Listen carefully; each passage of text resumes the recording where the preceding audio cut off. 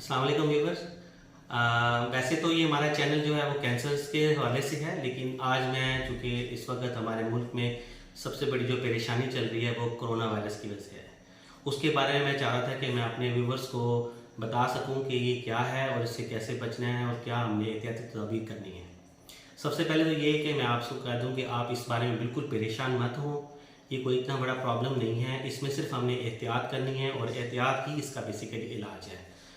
हमारे यहाँ पाकिस्तान में इस वक्त तमाम स्कूल, कॉलेज, यूनिवर्सिटीज़ और कई ऑफिस बंद हो चुके हैं, जिसकी वजह से सब लोग घरों में हैं। इसका मकसद सिर्फ ये था कि हम गैदरिंग्स को ख़त्म करें, मजमा ना बने, लोग इकट्ठे ना हों ताकि ये कोरोना वायरस फैल ना सके। लेकिन अनफॉर्चुनेटली अब लोग बाहर निकल रहे हैं, लोग पिकनिक्स में निकल रहे हैं। ये चीज़ इन चीज़ों से अवॉइड करें।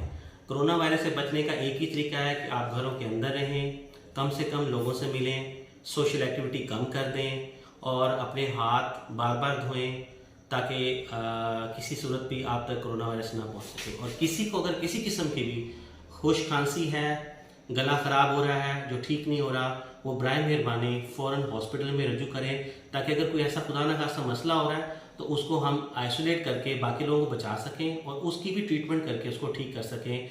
इसमें कोई प्रॉब्लम नहीं है। अगर हम किसी मरीज़ को 14 दिन के लिए आइसोलेट कर देते हैं तो ऑटोमेटिकली वायरस से आज़ाद हो जाता है। तो मेरा आज आप लोगों के लिए ये पैगाम है कि घरों में रहें, रिलैक्स रहें, अच्छा खाएं, पानी बार बार पिएँ और अगर कोई प्रॉब्लम होता है गला ख़राब होने की सूरत में तो फ़ौरन हॉस्पिटल में रजू करें। बाकी मेरे चैनल को सब्सक्राइब भी करें, लाइक भी करें आपको अगर ये वीडियो पसंद आती है।